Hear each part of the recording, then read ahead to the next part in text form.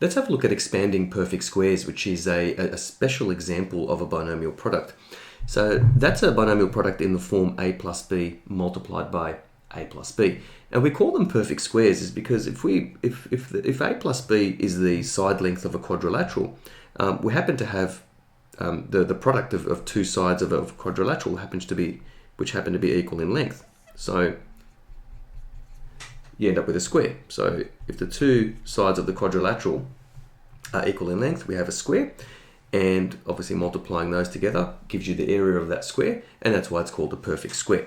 So just think of if you're multiplying two things together, that could represent the area of a rectangle of sorts, but if the two sides happen to be equal in length, then again it's called a square.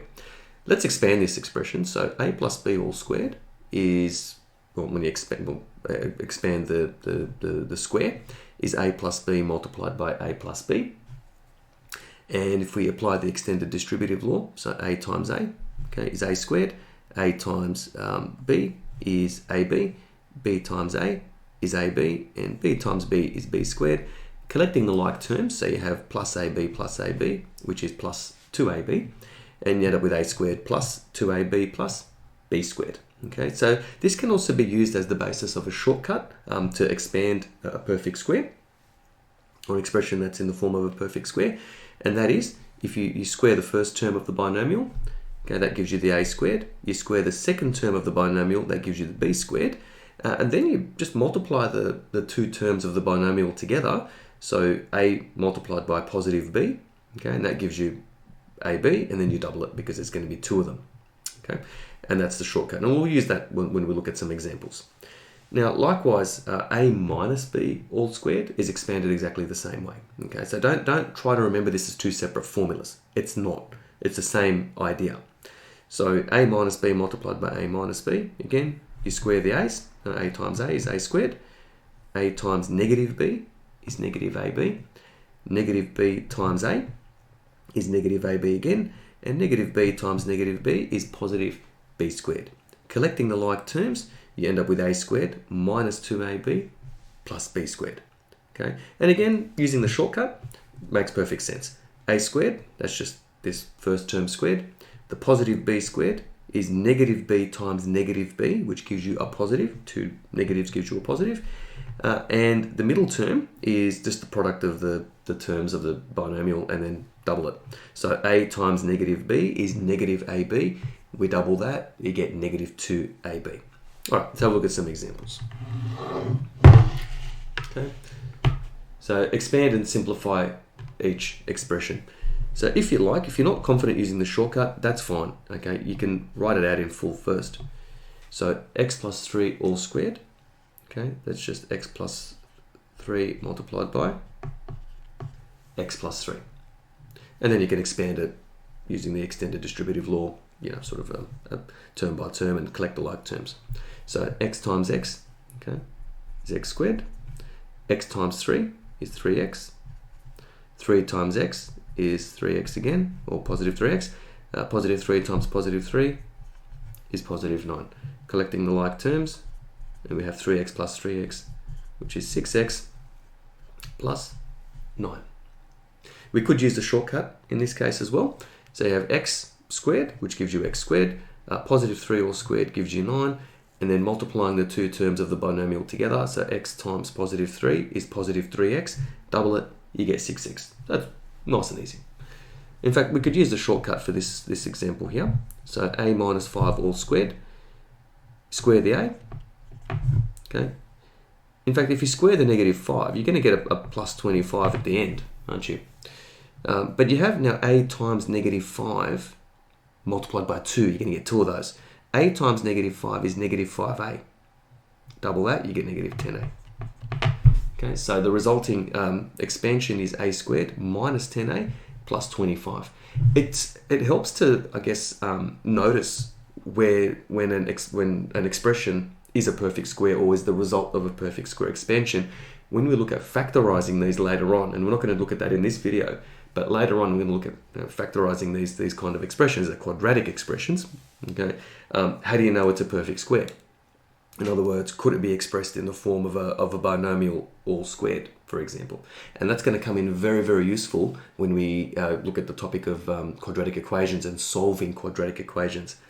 Because perfect squares, what's so nice about them is you can take the square root of them to undo the squaring. And then you can solve for x, which is very nice. All right, let's have a look at part C. Again, let's use the shortcut. Okay, 4b minus 3. So it's going to be 4b all squared, so it's 16b squared. Okay, you're going to have a negative 3 all squared, so it's going to be there's going to be a plus 9 somewhere, isn't it? What about the term in the middle? It's going to be a negative because we have 4b multiplied by negative 3. Okay, so that's going to give you negative 12b. Double that, you get negative 24. All right. So again, if you want to expand it the long way, you're welcome to do that. Okay, so let's have a look at part D. X minus 2 plus a, whoops, there's meant to be a square there. X minus 2 plus a, all squared. Okay, now this is again a perfect square. It is actually in the form of a perfect square. Okay, you can think of this as the first term, which is m, and this is the second term, which is n, and that's m plus n, okay, all squared. So I might just write this on the side here, okay, and using the shortcut, that's just m squared plus 2mn plus n squared.